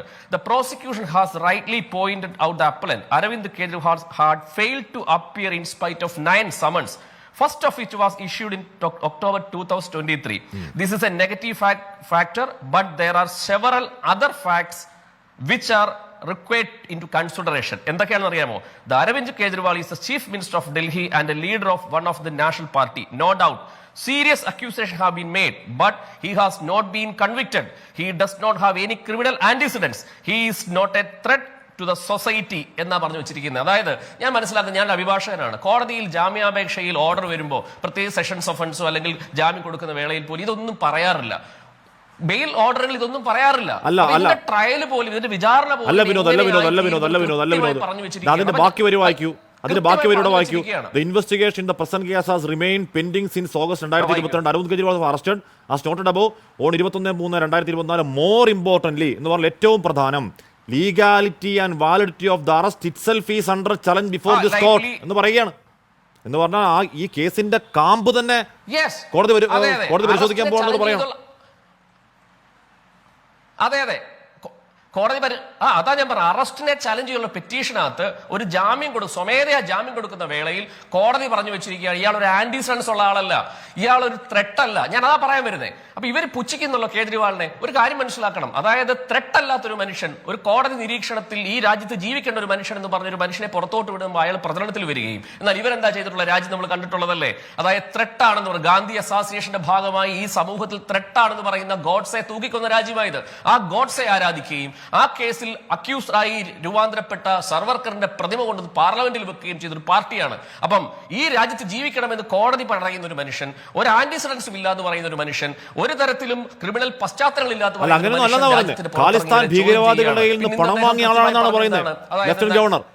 ഖാലിസ്ഥാൻ ഭീകരവാദികളിൽ നിന്ന് പണം വാങ്ങിയ ആളാണെന്നാണ് പറയുന്നത് അരവിന്ദ് കെജ്രിവാൾ. അതെ, അതാ പറഞ്ഞേ, ഖാലിസ്ഥാൻ തീവ്രവാദികളുടെ അല്ല ഹാഷ്മി അതിനകത്ത് രസകരമായ കാര്യമുണ്ട്. ഞാൻ ഒന്ന് രണ്ട് ചർച്ചകളിൽ BJP-കാരോട് ചോദിച്ചൊരു ചോദ്യമുണ്ട്, പക്ഷേ നിങ്ങൾക്കും അറിയായിരിക്കും. ഈ ഖാലിസ്ഥാൻ തീവ്രവാദിയുടെ കാര്യം നമുക്ക് പറഞ്ഞു പോകാം. അതായത് പന്നു എന്ന് പറയുന്ന ഖാലിസ്ഥാൻ തീവ്രവാദിയാണ് പറഞ്ഞത് 133 കോടി രൂപ ബുള്ളറെ മോചിപ്പിക്കാൻ വാങ്ങിച്ചു എന്ന്. പക്ഷേ പബ്ലിക് ഡൊമൈനിൽ ഒരു ലെറ്റർ ഉണ്ട്. അതായത് ഇവിടെ RP സിംഗ് എന്ന് പറയുന്ന ഇവരുടെ national spokes person, former MLA ആയ മനുഷ്യൻ മകളുമൊത്ത് 2023 നവംബർ 26-ാം തീയതി ഈ വിമൽ കുമാർ സക്സേന എന്ന് പറയുന്ന ഇവരുടെ ലെഫ്റ്റനന്റ് ഗവർണറെ പോയി കണ്ട് കോൺസ്റ്റിറ്റ്യൂഷന്റെ ഭാഗമായി 160യുടെ ഭാഗമായി ഹ്യൂമാനിറ്റേറിയൻ കൺസർവേഷന്റെ ഭാഗമായി ഇദ്ദേഹത്തെ മോചിപ്പിക്കണം. അതായത് ഈ ബുള്ളർ എന്ന് പറയുന്ന 133 കോടി രൂപ വാങ്ങിച്ച് കേജ്രിവാൾ മോചിപ്പിക്കാൻ ശ്രമിച്ചു എന്ന് പറയുന്ന മനുഷ്യനെ മോചിപ്പിക്കണമെന്ന് ഇവരെ ആരോപണം മാത്രം, പന്നു എന്ന് പറയുന്ന ആളുടെ ആരോപണം മാത്രം. പക്ഷേ ഈ പബ്ലിക് ഡൊമൈനിൽ മാധ്യമങ്ങളുടെ കയ്യിൽ ആ കത്തുണ്ട്. ഈ പറയുന്ന RP സിംഗ് എന്ന് പറയുന്ന മനുഷ്യൻ മകളുമൊത്ത് ഈ സക്സേനെ പോയി കാണുന്ന ഫോട്ടോ അടക്കം പ്രസിദ്ധീകരിച്ചത്. അപ്പൊ ആരാണ് ഖാലിസ്ഥാൻ തീവ്രവാദികളുടെ പണം വാങ്ങിച്ചിട്ടുള്ളത്? അപ്പൊ ഇതിനകത്ത് വളരെ വ്യക്തമാണ് ഞാൻ തുടക്കത്തിൽ പറഞ്ഞതുപോലെ. അതായത് മോദി ഒരു സൈഡിൽ ഇവിടെ സൂചിപ്പിച്ചല്ലോ, കോൺഗ്രസ്സുകാർ സൂചിപ്പിച്ചു വളരെ ജെന്റിലായ ആക്രമണം, വികസനത്തെ പറ്റി സംസാരിക്കുന്നു. അല്ലെങ്കിൽ നമ്മൾ വേറെ കാര്യം മനസ്സിലാക്കണം, ഇന്നലെ ഇദ്ദേഹം ഈ നാൾ വരെ നരേന്ദ്രമോദി എന്ന് പറയുന്ന മനുഷ്യൻ അംബാനിയെ പറ്റി സംസാരിച്ചിട്ടില്ല. ഇന്നലെ എന്താണ് പ്ലേറ്റ് മാറ്റിയിട്ട് പറയണം അംബാനിയുടെ ട്രക്കിൽ പണം വാങ്ങിച്ചു എന്ന്. ഇന്നലെ അതായത് നമുക്കറിയാലോ ഇന്ത്യയിലെ മാധ്യമങ്ങളൊക്കെ ശ്രദ്ധിക്കുന്നില്ല, സ്റ്റോക്ക് എക്സ്ചേഞ്ച് 333 പോയിന്റ് താഴേക്ക് പോയി. കാര്യം എന്താ? മാധ്യമങ്ങൾ, ഇന്ത്യയിലെ പൊതുമാധ്യമങ്ങൾ, ഉത്തരേന്ത്യൻ മാധ്യമങ്ങൾ, ഡൽഹി മാധ്യമങ്ങളൊക്കെ കൂടുതൽ സ്പേസ് ഇന്ത്യ സഖ്യത്തിന് കൊടുക്കുന്നു. അതിൽ ഇവർക്ക് അമ്പരപ്പുണ്ട്. ഞാൻ കൃത്യമായി പറയും, ഞാൻ രാഷ്ട്രീയ നിരീക്ഷകനോ അല്ലെങ്കിൽ രാഷ്ട്രീയ പ്രവചകനോ ഒന്നുമല്ല. പക്ഷേ ഈ പുതിയ ട്രെൻഡ് അനുസരിച്ച് ഇനിയുള്ള 20 ദിവസം ഈ പറയുന്ന ഇന്ത്യയുടെ ഭാഗം നിർണ്ണയിക്കുന്ന പ്രചരണം ചുക്കാൻ പിടിക്കാൻ കേജ്രിവാൾ ഇന്ത്യ സഖ്യത്തിന് മുമ്പിലുണ്ട്. അദ്ദേഹം നാളെ പറയാൻ പോകുന്ന, മറ്റന്നാൾ പറയാൻ പോകുന്ന വാദഗതികളോട് ഇവർക്ക് മറുപടി എന്തായാലും മീഡിയ അറ്റൻഷൻ അരവിന്ദ് കെജ്രിവാളിന് കിട്ടും എന്ന കാര്യത്തിൽ തർക്കമില്ല. പക്ഷേ അത് വോട്ടൊക്കെയായി മാറുമോ എന്നുള്ള കാര്യം ജൂൺ 4 വരെ കാത്തിരിക്കണം. ശ്രീ VP ശ്രീധരനാഭൻ, ഇവിടെ താങ്കൾ പറയുന്ന പോലെ ആം ആദ്മി പാർട്ടി എന്ന് കേൾക്കുമ്പോൾ താങ്കൾക്ക് വരുന്നത് പുച്ഛമാണ്. ദേശീയ നേതൃത്വം അങ്ങനെ പുച്ഛം വന്നാൽ പോരെ? 20 സീറ്റിൽ മത്സരിക്കുന്ന ഒരു പ്രാദേശിക പാർട്ടി, അരവിന്ദ് കെജ്രിവാൾ ആര്, അതിൻ്റെ ഒരു പ്രാദേശിക നേതാവ് എന്ന പുച്ഛത്തിൽ കണ്ടാൽ പോലെ? അരവിന്ദ് കെജ്രിവാൾ 75 വയസ്സിൽ നരേന്ദ്രമോദി റിട്ടയർ ആകുമെന്ന് പറയുമ്പോൾ ചാടിപ്പുറപ്പെടുന്നത് ആരൊക്കെയാണ്? അമിത്ഷാ പറയുന്നു മോദി തന്നെ 2031 വരെ പ്രധാനമന്ത്രിയാകും. JP നഡ്ഡ പറയുന്നു 75-ാം വയസ്സിൽ വിരമിക്കണമെന്ന ചട്ടം BJP-യുടെ ഭരണഘടനയിലില്ല. രാജ്നാഥ് സിംഗ് പറയുന്നു മോദി തന്നെ പ്രധാനമന്ത്രിയാകും. ഏതോ നേതാവ് ഇതുവഴിയാ പറയുന്നു പോയി കാണുന്ന, അങ്ങനെ കണ്ട് അവഗണിക്കുന്നതിന് പകരം അരവിന്ദ് കെജ്രിവാളിനെ പ്രതിരോധിക്കാൻ BJP-യുടെ ടോപ്പ് മോസ്റ്റ് ലീഡേഴ്സ്, പ്രീമിയർ നേതാക്കൾ രംഗത്തിറങ്ങുന്നുവെങ്കിൽ ഇന്നലെയും ഇന്നും ഇതേ ചർച്ചയിൽ വരുന്ന BJP വക്താക്കളുടെ ചിരിമാഞ്ഞ് അല്പസമയം കഴിയുമ്പോൾ വിക്ഷുബ്ധാവസ്ഥയിലാവുന്നത് പോലെ ദേശീയ നേതൃത്വത്തിന്റെയും ചിരിമായുന്നുണ്ട്. ശ്രീ VP ശ്രീധരനാഭൻ, മാന്യമായി സംസാരിക്കാൻ അറിയുന്നവരെ ചർച്ചയ്ക്ക് വിളിക്കണം, ഇല്ലെങ്കിൽ നമ്മളെ വിളിക്കരുത്. ഒരു അപേക്ഷയുണ്ട്. ഞാൻ ആരോടും ഒരു അമാന്യമായി സംസാരിക്കാറില്ല. ഇല്ല, അത് ശരിയാണ്. എനിക്ക് വട്ടാന്ന് പറഞ്ഞാൽ ഞാൻ ചർച്ച ബഹിഷ്കരിക്കേണ്ടതാണ്. പക്ഷെ നിങ്ങളെ ബഹുമാനിച്ചിട്ട് ഞാൻ ഇരിക്കുക. I respect you Ashmi, that is why I am sitting here. അല്ല, ഞാൻ ദയവ് ഇത് വിളിക്കരുത്. അല്ല, വിനോദ് വാക്ക് ഉപയോഗിക്കുന്ന ആൾക്ക് എനിക്ക് വിനോദിനെ ഞാൻ തിരുത്തിയിരുന്നു. ആ സമയത്ത് ഐ വിൽ ആൻസർ യു. എന്നെ മറ്റൊരു ചർച്ചയിൽ നീ എന്ന് പിണറായി വിജയന്റെ പാർട്ടി അതിവിടെ ഒന്നും പറയേണ്ട കാര്യമുണ്ടോ? നരാധമെന്ന് വിളിച്ചിട്ടാ, അത് നരാധമെന്ന് വിളിച്ചിട്ടാ, മറ്റൊരു ചർച്ചയുടെ ഭാഗ്യം നരാധമെന്ന് വിളിച്ചു. അപ്പൊ ഞാൻ മറുപടി പറയണ്ട. മറ്റൊരു ചർച്ചയുടെ ഭാഗ്യം ഇങ്ങോട്ട് കൊണ്ടുവരല്ലേ? ഇയാളൊരു സ്ഥിരം കുഴപ്പക്കാരനാ. ഓക്കെ, കേരളത്തിലെ മാർക്സിസ്റ്റ് പാർട്ടി 15-2 17 സീറ്റിലാണ് മത്സരിക്കുന്നത്. കേരളത്തിൽ 15 സീറ്റിലും തമിഴ്നാട്ടിൽ 2 സീരിയസ് ആയി മത്സരിക്കുന്നു. ബംഗാളിലൊക്കെ പിന്നെ നിൽക്കുന്നുണ്ട്. അവർക്ക് ഞങ്ങൾ മറുപടി കൊടുക്കുന്നില്ലേ? മോഡിജിയും മറ്റേ അമിത്ഷാജിയും. അതെന്താ തെറ്റ്? തമിഴ്നാട്ടിലെ പ്രാദേശിക പാർട്ടികൾക്ക് മറുപടി കൊടുക്കുന്നില്ലേ? YSR കോൺഗ്രസിന് മറുപടി കൊടുക്കുന്നില്ലേ? ഇന്ന് മോഡിജി എവിടെ അറിയോ? 4 റാലിയാ ഒറീസയിൽ, 5ാമത്തെ റാലി ജാർഖണ്ഡിൽ. മുഴുവൻ വിമർശിച്ചത് BJD-നെയാണ്. BJD എത്ര സീറ്റിലാണ് മത്സരിക്കുന്നത്? 21 സീറ്റിലാണ് മത്സരിക്കുന്നത്. ഇലക്ഷൻ റാലിയിൽ പറയുന്നതല്ല. തെലുങ്കാനയിൽ BRS-ന് മറുപടി കൊടുക്കുന്നില്ലേ? ഇത് ഏതെങ്കിലും ഇലക്ഷൻ റാലിയിൽ പറയുന്നതല്ല. മോഡി പറയുന്നതുമല്ല. ഇലക്ഷൻ സംബന്ധിച്ച ഇത് മോഡി പറയുന്നതുമല്ല. BJP-യുടെ പ്രധാന നേതാക്കൾ എന്തോ സംഭവിച്ചതുപോലെ പടയെന്ന് ചാടി വീണ് മറുപടി പറയണം അതേ മണിക്കൂറുകളിൽ തന്നെ. അപ്പൊ ഈ കെജ്രിവാളിനെ അങ്ങനെ അവഗണിക്കേണ്ട ആളാണ് എന്നൊക്കെ പറയല്ലേ? അങ്ങ് രാഷ്ട്രീയ നേതാവാണ്. പ്ലീസ് നിങ്ങൾ ഇങ്ങനെ പൊടുപ്പും തൊങ്ങലും ചേർക്കല്ല. ഞാൻ ആ പത്രസമ്മേളനം മുഴുവൻ കണ്ടതാ. അമിത്ഷാജിൻ്റെ പത്രക്കാർ ചോദിച്ചപ്പോൾ ഉത്തരം പറയുന്ന അത് നിങ്ങൾ വലിയ സംഭവം ആക്കണ്ട. പത്രക്കാർ നിങ്ങൾ ചോദിച്ചാൽ ഞാൻ ഉത്തരം പറയണ്ട, ഞാൻ മിണ്ടാതിരിക്കണം. അമിത്ഷാജി പത്രസമ്മേളനം നടത്തുകയാണ്. ഞാൻ വീഡിയോ ചെയ്തപ്പോൾ വേണം ഇട്ടുതരാം. അതെ. അപ്പോൾ പത്രക്കാർ പലതും ചോദിച്ചു. അരവിന്ദ് കെജ്രിവാളും ചോദിച്ചതിനെ പറ്റി ചോദിച്ചു. അപ്പോൾ പറഞ്ഞു അരവിന്ദ് കെജ്രിവാൾ മോഡിയുടെ പ്രായം ആലോചിച്ച് ബേജാറാവണ്ട, ഞങ്ങൾ അങ്ങ് നോക്കിക്കോളുന്നു. ഇത്രയേ ഉള്ളൂ സംഭവം. അല്ലാണ്ട് ഇയാളെ പിന്നാലെ പോയി മറുപടി പറയാനൊന്നില്ല. ഇയാൾ ആകെ 20 സീറ്റിലേ മത്സരിക്കുന്നുള്ളൂ ഇയാളെ പാർട്ടി. അതല്ലാതെ ഈ മോഡി പക്ഷേ ബ്രാൻഡ് തകരുന്നു എന്ന പേടിയിലല്ല. കോൺഗ്രസിന് പറയും, BRS പറയും. 2014 മുതൽ നിങ്ങളുടെ ബ്രാൻഡ് നരേന്ദ്രമോദിയാണ്. പേടി. ആ മോഡി വോട്ട് ചോദിക്കുന്ന അമിത്ഷായെ പ്രധാനമന്ത്രിയാക്കാനാണ് എന്ന ഒരു എന്താണ് ഒരു തുളച്ചു കയറുന്ന അസ്ത്രത്തിന് ഏതെങ്കിലും തരത്തിൽ വിഭ്രാന്തി ഉണ്ടാവുന്നതല്ലത് അല്ലേ? സ്വാഭാവികമാണ് മറുപടി. അതെ, ഡൽഹിയിൽ കോൺഗ്രസ്സുകാർ വാരിക്കോളും ഇവരെ. ഞങ്ങൾക്കറിയാം അവർക്കാണ് ഏറ്റവും വെറുപ്പ് ഈ സഖ്യത്തിന്. അതല്ലേ സംസ്ഥാന പ്രസിഡന്റ് ആനന്ദ് സിംഗ് ലൗലി രാജിവെച്ച് BJP ചേർന്നത്. അവിടുത്തെ 4 സീറ്റിലും കോൺഗ്രസ്സുകാർ ഞങ്ങൾക്ക് വോട്ട് ചെയ്യും. ആപ്പ് മത്സരിക്കുന്ന 4 സീറ്റിൽ ഞങ്ങൾക്ക് ഇൻഫർമേഷൻ ഉണ്ട്. ആ സഖ്യം നടക്കാത്ത സഖ്യമാണ്. കാരണം UPA സർക്കാരിന്റെ അഴിമതിക്കെതിരെ സമരം ചെയ്തിട്ടാ കേജ്രിവാൾ നേതാവായത്. കൊള്ള സംഘത്തിന്റെ ഭരണം എന്നാ പറഞ്ഞത്. കൊള്ള സംഘത്തിന്റെ ഭരണം. ഒന്ന് മിണ്ടാതിരിക്കും ചേട്ടാ പ്ലീസ്. നിങ്ങളൊക്കെ പറയുമ്പോൾ ഞാൻ കമാന്നൊരു അക്ഷരം പറഞ്ഞില്ലല്ലോ. നിങ്ങൾ എന്തിനങ്ങനെ ഫ്രസ്ട്രേറ്റഡ് ആവുന്നത്? എനിക്കൊരു ഫ്രസ്ട്രേഷനും ഇല്ല. ഈ കൊള്ള സംഘത്തിന്റെ ഭരണം എന്നല്ലേ പറഞ്ഞത്? ചിദംബരത്തെ മരണം വരെ ജയിലിലിടണമെന്നല്ലേ കേജ്രിവാൾ പറഞ്ഞത്? അവരുമായി സഖ്യം ഉണ്ടാക്കുന്ന അണികൾക്ക് അതിൽ ഇടപെട്ട് തന്നെ പോവുകയുള്ളൂ ചേട്ടാ. ആ ആനന്ദ് സിംഗ് ലൗലി ഞങ്ങളെ കൂടെ വന്നത് ഞാൻ ഇടപെട്ട് തന്നെ പോവുകയുള്ളൂ ചേട്ടാ. കോൺഗ്രസ്സുകാരെ വോട്ട് കിട്ടിയിട്ട് ഇപ്രാവശ്യം ഞങ്ങൾ ഡൽഹിയിൽ ജയിക്കും. ഒരുപാട് കോൺഗ്രസ്സുകാരെ വോട്ട് കിട്ടിയിട്ട് ഞങ്ങൾ ഇപ്രാവശ്യം ഡൽഹിയിലെ കോൺഗ്രസ്സുകാർ ഇത്തവണ ഞങ്ങൾക്ക് വോട്ട് ചെയ്യും. ഡൽഹിയിലെ കോൺഗ്രസ്സുകാർ ഇത്തവണ ഞങ്ങൾക്ക് വോട്ട് ചെയ്യും. ഡൽഹിയിലെ കോൺഗ്രസ്സുകാർ ഇത്തവണ ഞങ്ങൾക്ക് വോട്ട് ചെയ്യും. നരേന്ദ്രമോദിക്ക് പേടിയാണ്. ED കൊണ്ടൊന്നും രക്ഷയില്ലെന്നായി. അതാണ് ഈ പുലപ്പം വിളിച്ചു പറയുന്നത്. ഉത്തർപ്രദേശിൽ നിങ്ങളുടെ നിങ്ങളുടെ പല അടിയുറച്ച പ്രവർത്തകരും ഞങ്ങൾക്ക് വോട്ട് ചെയ്യും. സംശയം വേണ്ട. ആയിക്കോട്ടെ.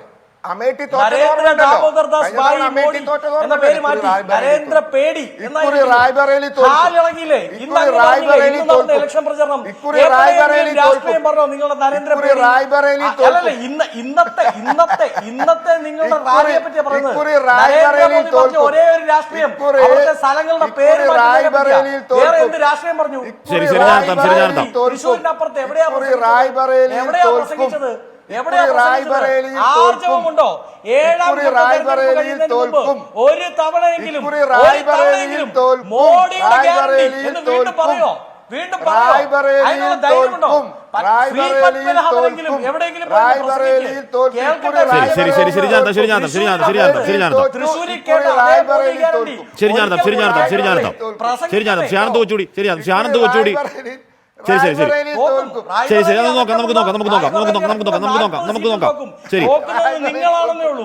ആനന്ദ് കൊച്ചുകൂടി അവിടെ ഡൽഹിയിൽ ഇക്കുറി ഇപ്പൊ അരവിന്ദർ സിംഗ് ഓക്കെ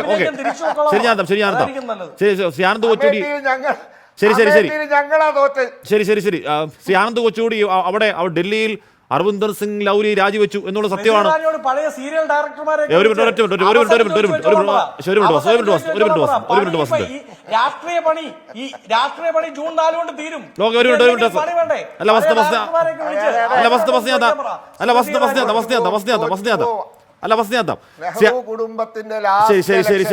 ശരി ആനന്ദ് കൊച്ചുകൂടി ഇവിടെ ഡൽഹിയിൽ ആ കോൺഗ്രസ് പ്രവർത്തകർ BJPക്ക് വോട്ട് ചെയ്യുമെന്ന് ശ്രീപത്മനാഭനോട് ആരോ പറഞ്ഞത്. ആ സന്ദേശ് കാലിയിൽ നിന്ന് കറങ്ങി വന്ന ശ്രീപത്മനാഭൻ ആ മാധ്യമപ്രവർത്തകനെ നമ്പല്ലേ? അദ്ദേഹം ഒരു മോദി ഭക്തനാ. അദ്ദേഹം പറയുന്ന അങ്ങനെ മുഖവലിക്ക് എടുക്കല്ലേ? എനിക്ക് ആരാന്ന് മനസ്സിലായി ശ്രീപത്മനാഭൻ.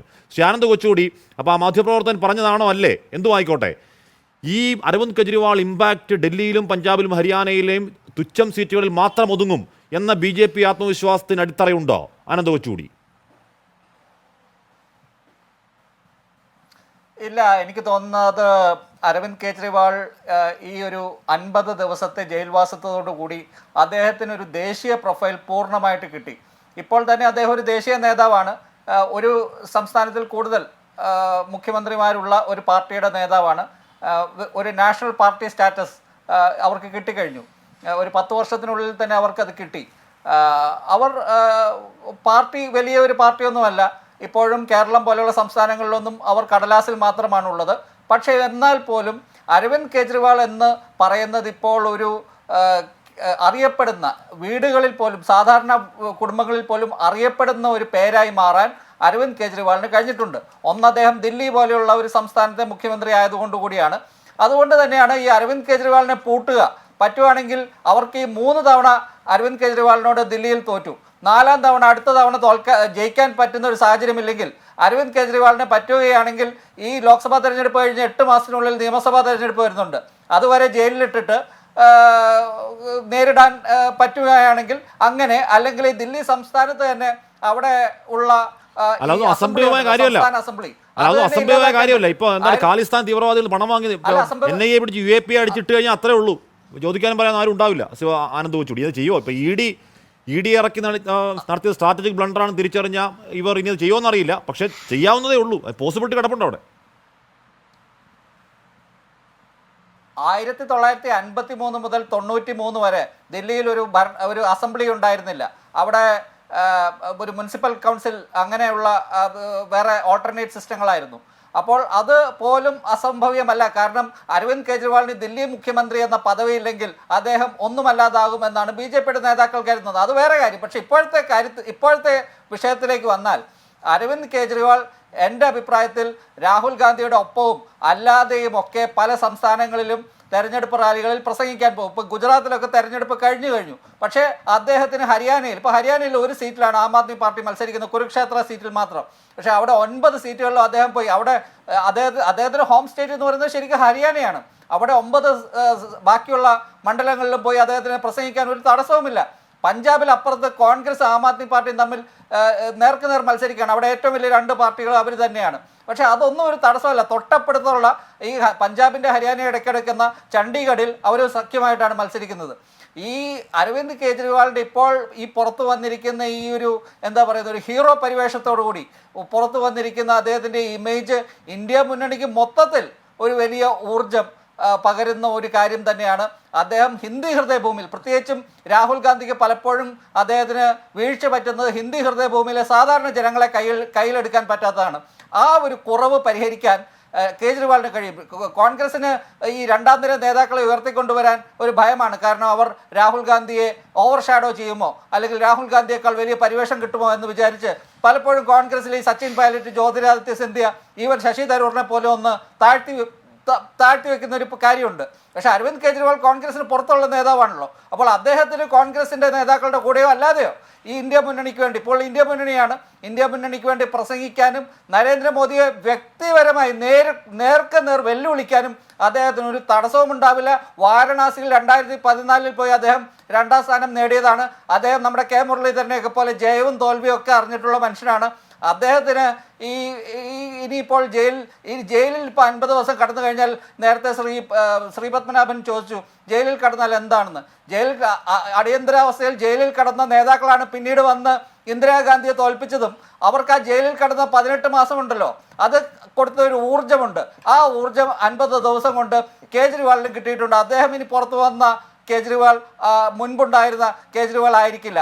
അത് ഇന്ത്യ മുന്നണിയുടെ പ്രോസ്പെക്ട്സിനെ, അവർ ജയിക്കുമെന്നൊന്നുമല്ല ഞാൻ പറയുന്നത്, പക്ഷെ എന്തും സംഭവിക്കാം. ഇതുവരെ BJP ഉറപ്പായും ജയിച്ചു. 400 സീറ്റ് എന്ന് പറഞ്ഞത് 400 കിട്ടിയില്ലെങ്കിലും അവർ ജയിക്കുമെന്ന് എല്ലാവരും കരുതിയിരുന്നു. പക്ഷേ ഇനിയിപ്പോൾ അത് നമുക്ക് അങ്ങനെ ഒരു ഫോർഗോൺ കൺക്ലൂഷൻ ആയിട്ട്, അല്ലെങ്കിൽ ഉറപ്പിക്കാൻ പറ്റാത്ത ഒരു കാറ്റുമാറി വീശലിന്റെ സൂചനകൾ ഇപ്പോൾ സന്ദേശ് ഗാലിയിൽ പോയി ശ്രീ പത്മനാഭനോട് പറഞ്ഞ മാധ്യമപ്രവർത്തകർ അല്ലാതെ മറ്റു ചില മാധ്യമപ്രവർത്തകർ പറയുന്നുണ്ട്.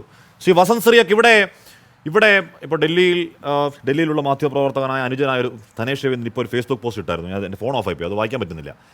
ധനേഷ് പറയുന്നത് വലിയ രാഷ്ട്രീയ കൗശലം അരവിന്ദ് കെജ്രിവാൾ അവിടെ നടത്തുകയാണ്.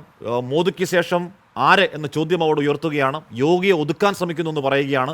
ഗുജറാത്ത് ലോബിയെ പറയാതെ പറയുകയാണ്. അമിത്ഷാ പെട്ടെന്ന് മറുപടി പറയേണ്ട രാഷ്ട്രീയ സാഹചര്യം. നാളെ പ്രധാനമന്ത്രി നരേന്ദ്രമോദി എന്ത് മറുപടി പറയുന്നു എന്ന് രാഷ്ട്രീയ ആകാംക്ഷയാണ് എന്നൊക്കെ ധനേഷ് പറയുകയാണ്. വസന്ത് സിറിയക്ക് ഇവിടെ ഫ്രാക്ഷൻ ഓഫ് എ സെക്കൻഡിൽ അടുത്ത സുഹൃത്തായ അദാനിയെ തള്ളിപ്പറഞ്ഞ നരേന്ദ്രമോദി നാളെ അരവിന്ദ് കെജ്രിവാളിനെ പിടിച്ച് അകത്തിട്ട് EDയെ തള്ളിപ്പറയില്ലെന്ന് ഉറപ്പുണ്ടോ വസന്ത് സിറിയക്ക്? അല്ല, മോഡിയുടെ പേര് ഞാൻ നേരത്തെ അത് പറഞ്ഞു വെച്ചു. മോഡിയുടെ പേര് പേടി എന്നായിരിക്കുന്നു. 1ാം ഘട്ടത്തിൽ നമ്മൾ കണ്ട മോഡിയെ അല്ല, ഈ രാഷ്ട്രീയത്തിൽ, ഇന്ത്യൻ രാഷ്ട്രീയത്തിൽ ഏറ്റവും മികച്ചതായി ബോഡി ലാംഗ്വേജിനെ മൗൾഡ് ചെയ്തിരുന്ന ആൾ നരേന്ദ്രമോദി തന്നെയാണ്. പക്ഷെ നോക്കൂ, ഒന്നാം ഘട്ടത്തിലുള്ള മോഡിയല്ല ഇപ്പോൾ പത്മനാഭൻ വലിയ കാര്യമായിട്ട് ഇന്ന് നോക്കൂ എത്രയോ റാലികളെയാണ് നരേന്ദ്രമോദി അഭിസംബോധന ചെയ്തത് എന്നാണ് പറഞ്ഞത്. ശ്രീ പത്മനാഭൻ, ഇന്നത്തെ നിങ്ങളുടെ റാലികളിൽ എവിടെയെങ്കിലും നരേന്ദ്രമോദി മോദി ഗ്യാരണ്ടി എന്ന് പറഞ്ഞോ? മോദി ഗ്യാരണ്ടി എന്നൊരു വാക്ക് പറഞ്ഞിട്ടില്ല. ഇന്നത്തെ പ്രസംഗങ്ങളിൽ മുഴുവൻ പറഞ്ഞത് അതാത് സ്ഥലങ്ങളുടെ പേര് ഏതൊക്കെയാണെന്ന് നിങ്ങൾക്ക് ഓർമ്മയുണ്ടല്ലോ, അത് ആരാണ് നൽകിയതെന്ന് ഓർമ്മയുണ്ടല്ലോ. അത് മാറ്റണമെങ്കിൽ മോദിക്ക് വോട്ട് നൽകാനാണ് പറഞ്ഞത്. 400 സീറ്റ് എന്ന വാക്ക് നിങ്ങൾ കഴിഞ്ഞ ദിവസം ബാബറി പൂട്ട് എന്ന തികച്ചും പച്ചവർഗീയത ചേർത്ത് പറഞ്ഞതല്ലാതെ വേറെ ഒരിടത്ത് പോലും 400 സീറ്റ് എന്ന എക്സ്ട്രാ പ്രൊജക്ഷനെ പറ്റി നിങ്ങൾ ഒരിടത്തും സംസാരിക്കുന്നില്ല. അതായത് മോദിയുടെ ഹാലിളകിയിരിക്കുന്നു. വളരെ കൃത്യമാണ്. നോക്കൂ, ഇന്ത്യൻ ക്രിക്കറ്റ് ടീമിനെ മതാടിസ്ഥാനത്തിൽ കോൺസ്റ്റിറ്റ്യൂട്ട് ചെയ്യും എന്നൊക്കെ ICC BCCI ഒക്കെ തീരുമാനിക്കുന്ന കാര്യത്തിൽ വരെ മതം കൊണ്ടുവന്നതിനപ്പുറം വർഗീയതയോ? അതിനപ്പുറം എന്ത് വർഗീയത വസന്തേ? അല്ല, നരേന്ദ്രമോദിയിൽ നിന്ന് നമ്മൾ ഇത് പ്രതീക്ഷിക്കുന്നതാണ് ഹാഷ്മി. അദ്ദേഹം ഗുജറാത്ത് മുഖ്യമന്ത്രിയായിരുന്ന സമയത്ത് അന്നത്തെ ഇലക്ഷൻ കമ്മീഷണറെ വളരെ കൃത്യമായി അദ്ദേഹത്തിന്റെ പേര് കൂട്ടി വിളിക്കുകയും സോണിയാഗാന്ധിയും അദ്ദേഹവും ഒരുമിച്ച് പള്ളിയിൽ കുർബാനയിൽ പങ്കെടുക്കുന്നുണ്ടാവും. അവിടെ വെച്ച് കാണുന്നത് കൊണ്ടാണ് എനിക്കെതിരായി സംസാരിക്കുന്നത് എന്നൊക്കെ വർഗീയത പച്ചയ്ക്ക് വിളിച്ചു പറഞ്ഞിരുന്ന ആളാണ്. ജെയിംസ് മൈക്കിൾ ലിൻഡോ എന്ന് ഏറ്റവും ആദ്യവും അവസാനവും വിളിക്കുന്ന മോദിയാണ്. ജെയിംസ് മൈക്കിൾ ലിൻഡോ എന്ന് മാത്രമായിരുന്നു പ്രസംഗങ്ങളിൽ അദ്ദേഹം വാവിട്ട് പറഞ്ഞുകൊണ്ടിരുന്നത്. അതുകൊണ്ട് മോദിയിൽ നിന്ന് നമ്മൾ ഇത് പ്രതീക്ഷിക്കുന്നതാണ്. പക്ഷെ നോക്കൂ, ഒന്നാം ഘട്ടത്തിൽ മോദി പറഞ്ഞത് മോദി ഗ്യാരണ്ടിയെ പറ്റിയാണെങ്കിൽ, 400 സീറ്റിലേക്ക് എത്താൻ പോകുന്ന മോദി പ്രഭാവത്തെ പറ്റിയാണെങ്കിൽ, അതിന്റെ എക്സ്പയറി ഡേറ്റ് കഴിഞ്ഞു പോയെന്ന് മോദി തന്നെ അക്സെപ്റ്റ് ചെയ്യില്ലേ? ഒന്നാം ഘട്ടത്തിലെ മോദി ഗ്യാരണ്ടിയെ തൃശ്ശൂരിനപ്പുറത്തേക്ക് ഒരിടത്ത് പോലും പറയാൻ മോദി ടീമോ തയ്യാറാവുന്നില്ല. ഭാരത് റൈസ് തൃശ്ശൂരിൽ വന്നത് കണ്ടു, പോയത് കണ്ടു. പിന്നീട് രാജ്യത്തെ എവിടെയെങ്കിലും മോദിയുടെ ഭരണത്തിന്റെ ഉത്തമ ഉദാഹരണമായി അവതരിപ്പിക്കാൻ ഇവർക്ക് സാധിച്ചിട്ടുണ്ടോ? ഇല്ല. തൃശ്ശൂരും കേരളവും വിട്ടതിന് ശേഷം, അതായത് ഞാൻ ഉദ്ദേശിക്കുന്നത് 1ഉം 2ഉം ഘട്ടം തെരഞ്ഞെടുപ്പുകൾക്ക് ശേഷം വളരെ കൃത്യമായി മോദിയുടെ PR ടീം, അവരുടെ ഇലക്ഷൻ പ്രൊപ്പഗണ്ട ടീം വളരെ കൃത്യമായി പറഞ്ഞിരിക്കുന്നു. നോക്കൂ, വലിയ അർത്ഥത്തിൽ പോളിംഗ് ശതമാനം കുറഞ്ഞിരിക്കുന്നു. എന്തുകൊണ്ടാണ് കുറയുന്നത്? ഒരു ഹൈ പവർ പ്രചരണം ഏറ്റിട്ടില്ല എന്നതിന്റെ തെളിവാണത്. ഹൈ പവർ പ്രചരണം, അതായത് മോദി എന്ന് പറയുന്ന ഇമേജ് വേണ്ട രീതിയിൽ ജനങ്ങളിലേക്ക് എത്തുന്നില്ല. യോഗേന്ദ്ര യാദവ് കഴിഞ്ഞ ദിവസം ഒരു ഇന്റർവ്യൂവിൽ പറയുന്നുണ്ട്, അദ്ദേഹം സാധാരണക്കാരിലേക്ക് എത്തുമ്പോൾ ഉത്തരേന്ത്യൻ സംസ്ഥാനങ്ങളിലൊക്കെ കേൾക്കുന്നത് ഇന്ന് കേജ്രിവാൾ പറഞ്ഞ അതേ വാക്കാണ്, ഏകാധിപതി. അതായത് ഈ രാജ്യത്തിന്റെ ഒരു പൊതു നേച്ചർ നമുക്കറിയാം. ചരിത്രങ്ങളായി ശക്തനായ നേതാവ് എന്ന് പ്രൊജക്ട് ചെയ്യുന്ന ആളുടെ കൂടെ രാജ്യം നിൽക്കും. പക്ഷെ ആ ശക്തനായ നേതാവ് എന്നൊക്കെ ഏകാധിപത്യത്തിലേക്ക് വ്യതിചലിച്ചിട്ടുണ്ടോ അന്നൊക്കെ അവരെ തോൽപ്പിച്ച ചരിത്രമാണ് ഈ രാജ്യത്തിനുള്ളത്. ഞങ്ങൾക്കും തിരിച്ചടിയേറ്റിട്ടുണ്ട്, അക്സെപ്റ്റ് ചെയ്യാണ്. പക്ഷേ ഇന്ന് ആ ഏകാധിപതിയായി രാജ്യം കാണുന്നത്, രാജ്യത്തെ സാധാരണക്കാരൻ കാണുന്നത് മോദിയാണ്. ആ ഏകാധിപതി ഇനിയും വളർന്നുകൂടാ എന്ന് ഉത്തരേന്ത്യൻ സംസ്ഥാനങ്ങളിൽ, ഹിന്ദി ഹൃദയഭൂമിയിൽ, ഡൽഹിയിൽ, ഹരിയാനയിൽ, പഞ്ചാബിൽ ഒക്കെ തീരുമാനമെടുക്കപ്പെട്ടിരിക്കുന്നു. നോക്കൂ, കഴിഞ്ഞ തെരഞ്ഞെടുപ്പിൽ 2019 12 സംസ്ഥാനങ്ങളിൽ 302 സീറ്റുകളിലെ തെരഞ്ഞെടുപ്പിൽ 289 സീറ്റുകൾ BJP കിട്ടി. 12 സംസ്ഥാനത്ത് നിന്ന് തന്നെ കേവല ഭൂരിപക്ഷം കവർ ചെയ്തവരാണ് BJP. ആ 12 സംസ്ഥാനത്തിൽ ഇന്ന് നമ്മൾ പറയുന്ന ഡൽഹി ഉണ്ട്, ഇന്ന് നമ്മൾ പറഞ്ഞ ഹരിയാനയുണ്ട്, ഇന്ന് നമ്മൾ പറയുന്ന പഞ്ചാബുണ്ട്, ഇന്ന് നമ്മൾ പറയുന്ന ഉത്തർപ്രദേശ് ഉണ്ട്. പഞ്ചാബിൽ സ്വാഭാവികമായും ഞങ്ങൾ വലിയ മുന്നേറ്റം നടത്തും എന്ന പ്രതീക്ഷയിലാണ് ഇന്ത്യ ബ്ലോക്ക് ഉള്ളത്. ഡൽഹിയിൽ 7 സീറ്റുകളിലാണ് മത്സരം. മാറി നിൽക്കാൻ മോദി പറഞ്ഞ ആരോടൊക്കെയാണെന്ന് അറിയാമോ? ഒന്ന് മീനാക്ഷി ലേഖി, BJPയുടെ ഏറ്റവും വലിയ തീ തുപ്പുന്ന യന്ത്രമായ, വിഷം വമിപ്പിക്കുന്ന യന്ത്രമായിരുന്നു മീനാക്ഷി ലേഖിക്ക് പ്രശ്നം സീറ്റ് കൊടുത്തില്ല. ഹർഷവർദ്ധൻ ഇവരുടെ ആരോഗ്യവകുപ്പിന്റെ മന്ത്രിയായിരുന്നല്ലോ, ആ ഹർഷവർദ്ധന് ഈ പ്രാവശ്യം സീറ്റില്ല. അതായത് ഇവർക്കൊക്കെ എതിരായ വലിയ ആന്റി ഇൻകൺവൻസി അവിടെ ഉണ്ട് എന്ന് തിരിച്ചറിഞ്ഞ് മോദി പോലും ഈ തവണ അവരുടെ ടീമിലെ കേന്ദ്രമന്ത്രിസഭയിലെ പലർക്കും ഈ തവണ സീറ്റ് കൊടുത്തിട്ടില്ല. ഒരു കാര്യം കൂടി കൂട്ടിച്ചേർത്തോട്ടെ. ശ്രീ പത്മനാഭൻ ഉത്തരം പറയാതിരിക്കാൻ പറ്റില്ല. പത്മനാഭൻ പറഞ്ഞത് റായ്ബറേലിയിൽ അടക്കം തോക്കുമെന്ന് അദ്ദേഹം വീണ്ടും ഞാൻ സംസാരിച്ചപ്പോൾ അദ്ദേഹത്തിന്റെ ഇടപെടലിൽ പറഞ്ഞു. റായ്ബറേലിയിൽ തോക്കും ശ്രീ പത്മനാഭൻ, അമേഠിയിൽ തോക്കും ശ്രീ പത്മനാഭൻ, ഉത്തർപ്രദേശിലെ വിവിധ സീറ്റുകളിൽ തോക്കും ശ്രീ പത്മനാഭൻ. അത് കോൺഗ്രസ് ആയിരിക്കില്ല, അത് BJP ആയിരിക്കും. പിന്നെ നിങ്ങളുടെ സ്മൃതി ഇറാനി ഉണ്ടല്ലോ, ആ സ്ത്രീയോട്, ആ നേതാവിനോട്, ആ വനിതയോട്, ആ മഹത് വ്യക്തിയോട് നിങ്ങൾ പഴയ സീരിയൽ ഡയറക്ടർ ഫ്രണ്ടുമാരെങ്കിലും ഉണ്ടെങ്കിൽ ഒന്നുകൂടി വിളിച്ച് പരിചയം പുതുക്കി വെച്ചോളാൻ പറയൂ.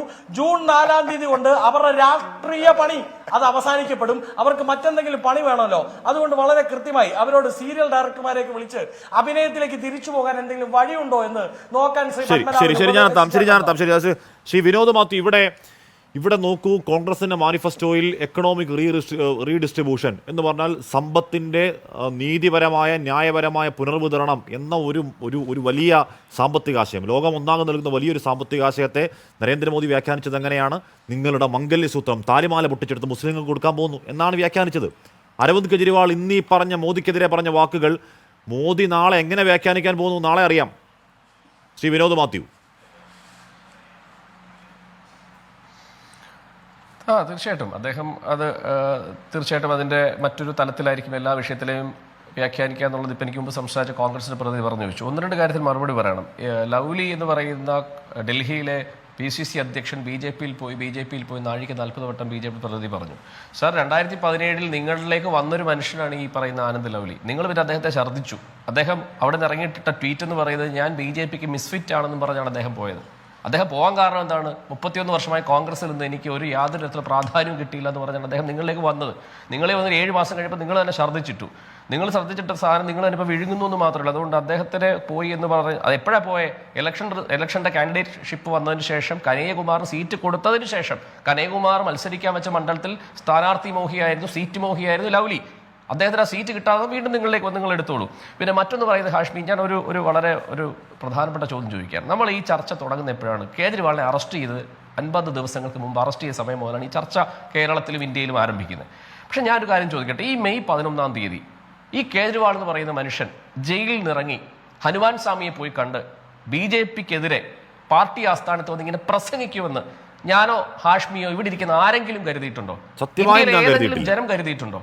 ഏതെങ്കിലും രാഷ്ട്രീയ നിരീക്ഷകർ പറഞ്ഞിട്ടുണ്ടോ? ഞാൻ കരുതിയിട്ടില്ല. ആരും കരുതിയിട്ടില്ല, ഒരു മനുഷ്യനും കരുതിയിട്ടില്ല.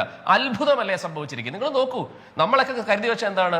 ഈ മനീഷ് സിസോദിയ കിടക്കുന്ന പോലെ കിടക്കും, ഇലക്ഷൻ അദ്ദേഹം പുറത്തു വരത്തില്ല എന്നൊക്കെ തന്നെയാണ് നമ്മളെല്ലാം നിരീക്ഷിച്ചു. ഒരു രാഷ്ട്രീയ നിരീക്ഷകനും കേരളത്തിലോ ഇന്ത്യയിലോ ഇലക്ഷന് തൊട്ട് മുമ്പ് അരവിന്ദ് കെജ്രിവാൾ പുറത്തിറങ്ങി നരേന്ദ്രമോദിക്കെതിരെ ഇങ്ങനെ സംസാരിക്കുമെന്ന് BJPക്കാർ വിചാരിച്ചിട്ടില്ല, ഇന്ത്യയിലെ കോൺഗ്രസ്സുകാർ വിചാരിച്ചിട്ടില്ല, ആം ആദ്മിക്കാർ വിചാരിച്ചിട്ട് ആരും വിചാരിച്ചിട്ടില്ല. അതാണ് ദൈവനിയോഗം. അതുകൊണ്ടാണ് അദ്ദേഹം പറഞ്ഞത് ദൈവനീതിയാണെന്ന് പറഞ്ഞത്. ദൈവനീതിയാണ്. അത്ഭുതം സംഭവിച്ചിരിക്കുക, അത്ഭുതം സംഭവിച്ചിരിക്കുന്നു. ആ അത്ഭുതം എന്തിനാണ് സംഭവിച്ചിരിക്കുന്നത്? അതാണ് ഞാൻ പറഞ്ഞത്. 11-ാം തീയതി സംഭവിക്കും നമ്മൾ കരുതിയിട്ടില്ല. ജൂൺ 4-ാം തീയതി ഇവർ കരുതി വെച്ചിരിക്കുന്ന അധികാരത്തിൽ ഇന്ദ്രപ്രസ്ഥത്തിൽ വീണ്ടും കടന്നു കയറും എന്നുള്ളതാണ്. അവിടെയും ദൈവനീതി സംഭവിക്കും, അവിടെയും അത്ഭുതം സംഭവിക്കും. ഈ ജൂൺ 4-ാം തീയതി ഞാൻ ഇന്നലെ ഒരു ചർച്ചയിൽ പറഞ്ഞതുപോലെ സംഘപരിവാറിന്റെ ശവപ്പെട്ടി ഘോഷയാത്ര തുടങ്ങിയിരിക്കുന്നു. അതിന്റെ അവസാനത്തെ ആണിയടിച്ച് അദ്ദേഹം തിരിച്ചു പോകും. മണ്ണിട്ട് മൂടുന്ന ഇന്ത്യ സഖ്യത്തിൽ നേതാക്കന്മാർ ചെയ്യും. ഇതാണ് എനിക്ക് ഈ വിഷയത്തിൽ പറയാനുള്ളത്. പിന്നെ ഇവിടെ സൂചിപ്പിക്കുന്ന അങ്ങ് ചോദിച്ചൊരു ചോദ്യത്തിന് ഉത്തരവുണ്ട്. നാളെ ഇദ്ദേഹം എന്തൊക്കെ പറയും നമ്മൾ കണ്ടതല്ലേ? ഇവിടെ സൂചിപ്പിച്ചു കഴിഞ്ഞാൽ ഒന്നുകൂടെ അതിനെപ്പറ്റി വ്യക്തമായി പറയാൻ ആഗ്രഹിക്കുകയാണ്. ഫസ്റ്റ് ഫേസ് അദ്ദേഹത്തിന്റെ പ്രചരണ പ്രസംഗം തുടങ്ങിയത് എപ്പോഴാണെന്നറിയാമോ? ഫെബ്രുവരി മാസം 3-ാം തീയതി 2024 സബൽപൂർ എന്ന് പറയുന്ന സ്ഥലത്താണ് നരേന്ദ്രമോദി ആദ്യമായിട്ട് തന്റെ ഇലക്ഷൻ പ്രസംഗം തുടങ്ങിയത്. അദ്ദേഹത്തിന്റെ പ്രസംഗം ഇങ്ങനെയായിരുന്നു: മറ്റുള്ളവരുടെ പ്രതീക്ഷ എപ്പോൾ നിൽക്കുന്നുവോ അവിടെ നരേന്ദ്രമോദിയുള്ള പ്രതീക്ഷ കൂടുന്നു. അതായത് മോദി ഗ്യാരണ്ടിയെ പറ്റി അദ്ദേഹം സംസാരിച്ചു. 4 കോടി വീട് കൊടുത്തതിനെ പറ്റി സംസാരിച്ചു, കർഷകർക്ക് പെൻഷൻ കൊടുത്തതിനെ പറ്റി സംസാരിച്ചു, ലഖ്പതി ദീദി എന്ന് പറയുന്ന അതായത് സ്ത്രീകളുടെ അക്കൗണ്ടിലേക്ക് 10,000 രൂപ ഇട്ട് കൊടുത്ത് ലക്ഷക്കണക്കിന് രൂപ ഇട്ട് കൊടുത്ത് സ്ത്രീകളെ ലക്ഷാധിപതിയാക്കുന്ന ലഖ്പതി ദീദിയെ പറ്റി സംസാരിച്ചു. അതുപോലെ തന്നെ സ്ത്രീ സുരക്ഷയെ പറ്റി സംസാരിച്ചു. അങ്ങനെ മോദിക്കാ ഗ്യാരണ്ടി തൃശ്ശൂർ വന്ന് കേട്ടതല്ലേ, ഗ്യാരണ്ടി എന്ന് എന്തൊരു സത്യത്തിൽ എന്തൊരു പുങ്കരാണെന്ന് ഞാൻ പറഞ്ഞു വെക്കുകയാണ്. സ്വന്തം പേര് പറഞ്ഞ് ഗ്യാരണ്ടി കൊടുക്കുന്ന ഒരു മനുഷ്യൻ. പോട്ടെ, അതവിടെ നിൽക്കട്ടെ. പക്ഷേ നിങ്ങൾ നോക്കൂ, സെക്കൻഡ് ഫേസ് കഴിഞ്ഞപ്പോൾ, തേർഡ് ഫേസ് കഴിഞ്ഞപ്പോൾ അദ്ദേഹം പറയുന്ന പരാമർശങ്ങൾ. ഇന്നലെ ഞാൻ മനസ്സിലാക്കുന്ന ഒരു പ്രധാനമന്ത്രിയുടെ ഉപദേശക സമിതി റിപ്പോർട്ട് വിട്ടിരിക്കുന്നു. എന്താണ് റിപ്പോർട്ട്? ഇന്ത്യയിൽ മുസ്ലിങ്ങളുടെ ജനസംഖ്യ ക്രമാതീതമായി കൂടി. ഒരു സെൻസസിന്റെ അടിസ്ഥാനത്തിലല്ല കൊടുത്തിരിക്കുന്ന പറഞ്ഞിരിക്കുന്നത് മുസ്ലിങ്ങളെ അതുപോലെ ക്രിക്കറ്റ് ടീമിൽ അതോ ഇലക്ഷൻ കഴിഞ്ഞുകൊണ്ടാണോ എന്നറിയില്ല, മുസ്ലിങ്ങളുടെ ക്രൈസ്തവരുടെ ജനസംഖ്യ കൂടി എന്നുള്ളതാണ് ഉടായ്പ സർവേ. നമ്മൾ കണ്ടതാണ് ഉടായ്പ സർവേ. മാത്രമല്ല ഹാഷ്മി മനസ്സിലാക്കണം, 2019 എങ്ങനെയാ വന്നേ? എനിക്കൊരു സത്യത്തിൽ ഒരു അത്ഭുതമുണ്ട്. നമ്മൾ ഈ ഇടയ്ക്ക് കഴിഞ്ഞ ദിവസം പൂഞ്ചിലാന്ന് തോന്നുന്നു ഒരു 4 ജവാന്മാർ വീരമൃത്യു വരിച്ചു. നമ്മൾ വിചാരിച്ചു പുതിയ തന്ത്രമായിരിക്കും. 2019 എങ്ങനെയായിരുന്നു? പുൽവാമ ആക്രമണത്തെ പറ്റി ഇവരുടെ ഗവർണർ, അന്ന് കാശ്മീരിന്റെ ഗവർണറായ സത്യപാൽ മാലിക് പറഞ്ഞു വെച്ചത് എന്താണ്? അതായത് 2019 അക്രമം ഉണ്ടാവുന്നതിന് മുമ്പ് കേന്ദ്ര ആഭ്യന്തര മന്ത്രാലയത്തിന് ഞാൻ വിളിച്ചു പറഞ്ഞു, എനിക്ക് കിട്ടിയ നിർദ്ദേശം നരേന്ദ്രമോദിയും അമിത്ഷായും പറഞ്ഞ് മിണ്ടരുത് എന്നാണ്. 30 ദിവസമായി RDX-ുമായി പാകിസ്ഥാനിൽ ഒരു വണ്ടി ആ സാധ്യതയിലൂടെയും സ്ഥലത്തൂടെയും സഞ്ചരിച്ചിട്ട് ഇവർ കണ്ടുപിടിക്കാൻ കഴിഞ്ഞിട്ടില്ല.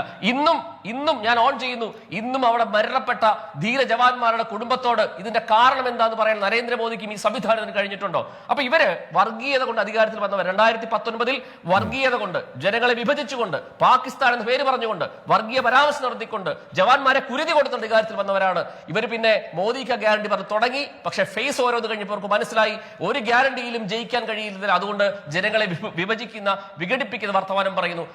ഇന്ന് കണ്ടില്ലേ നരേന്ദ്രമോദി അമിത്ഷായും കേജ്രിവാളും മറുപടി കൊടുക്കുന്നത്? ഹാഷ്മി പറഞ്ഞായിരുന്നല്ലോ, തുടക്കത്തിൽ പറഞ്ഞില്ലേ, അതായത് കേജ്രിവാൾ എന്ത് പറഞ്ഞാലും ഇവർ പുച്ഛിക്കുമായിരുന്നു, ഇവർ ഒരു മറുപടിയും കൊടുക്കത്തില്ല. പക്ഷെ ഇന്ന് അദ്ദേഹം വന്ന ഭരണഘടനയെ പറ്റി പറഞ്ഞപ്പോൾ വിത്തിൻ സെക്കൻഡ്സ് നരേന്ദ്രമോദിക്കും അമിത്ഷായ്ക്കും മറുപടി കൊടുക്കേണ്ടി വന്നിട്ടുണ്ടെങ്കിൽ ഇന്ത്യ സഖ്യത്തിന്റെ മുൻപന്തിയിൽ കേജ്രിവാൾ ഉണ്ടാകും.